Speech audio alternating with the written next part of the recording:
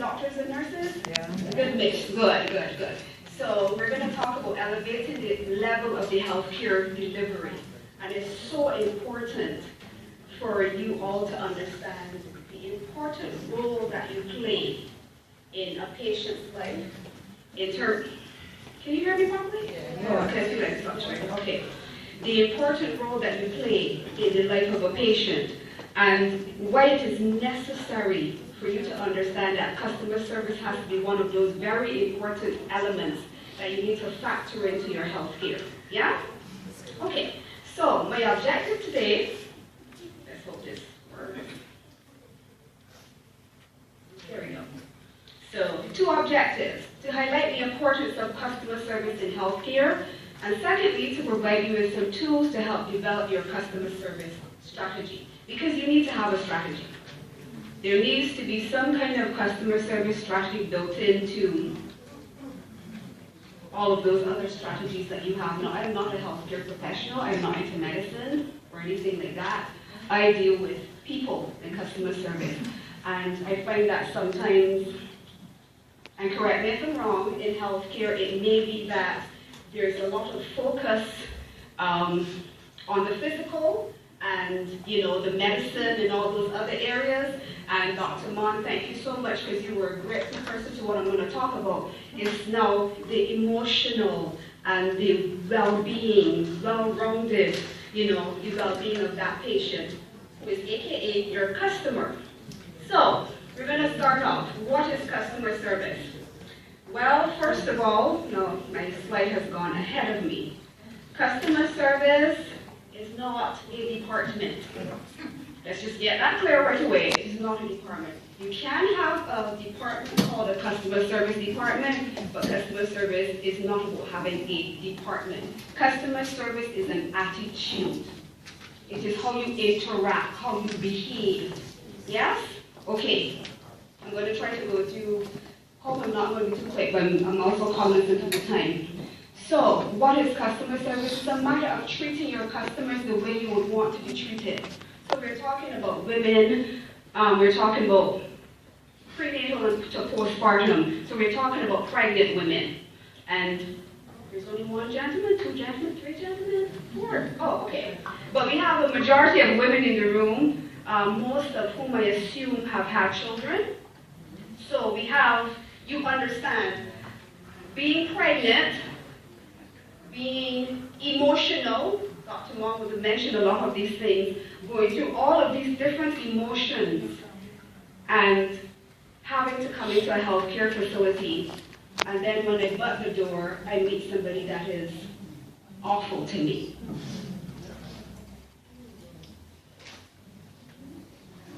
Oh, okay. He's just going to switch, so ignore the slides right now. I'm just going to talk. Okay, so we need to make sure that we establish relationships. Yes? We need to establish relationship with our customer, our patient. We need to understand this is not a one-time transaction. In the business world, people look at it as customer. It happens a lot in the business world too, for service, which means to serve.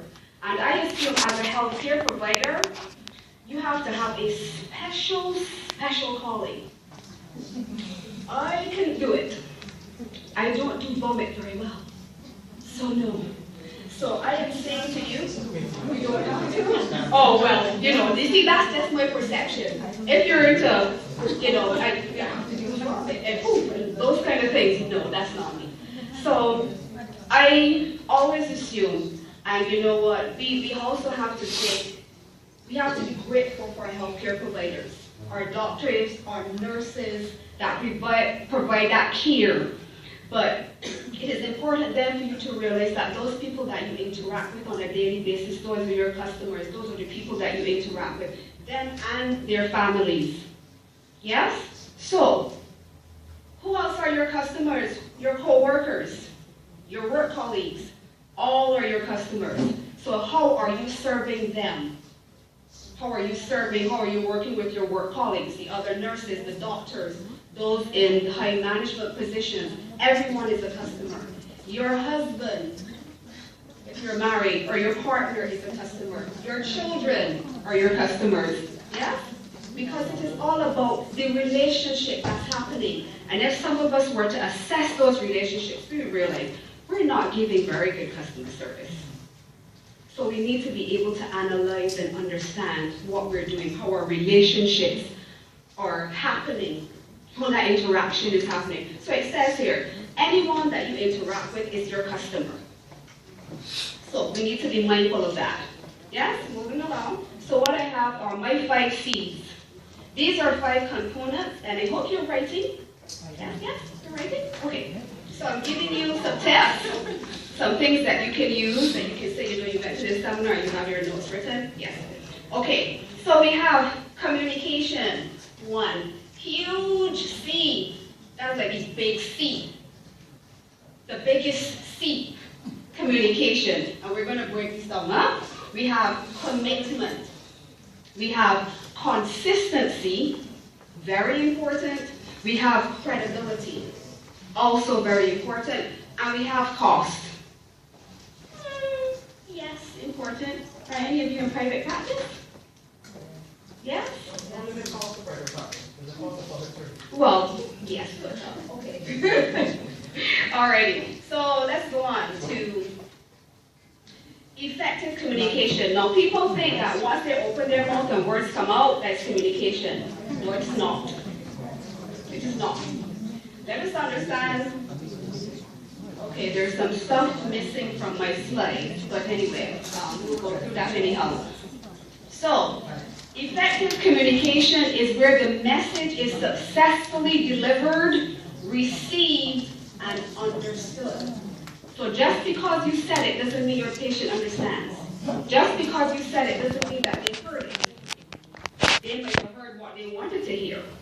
Like the doctor was, alluding to a patient that, they might have mental health issues and they really don't want to hear that. So they block out what you said, or they interpret it differently. Now, in these nice 4 little squares here, we're supposed to be, I don't know where my words disappeared to, but the first one is listen well. First step in communication, listening well. You have to listen to your patient. You need to understand what is going on there. So if a mother comes in and she says, something's not feeling right, baby's not been kicking for a couple of days, don't just dismiss, because a lot of people know what's going on with their body. And sometimes I find we put things, we segment things and put them in a box according to our knowledge. Yes?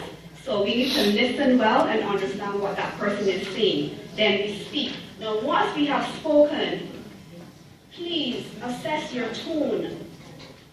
We always have to pull back and say, okay, how am I saying what I'm saying? You ever heard, we always heard it say, it's not what you say, but how you say it. That's very important here. Assess your tone. Make sure that you're coming over in a way that's professional but personable, so that that patient understands, you have their best interest at heart. Yes?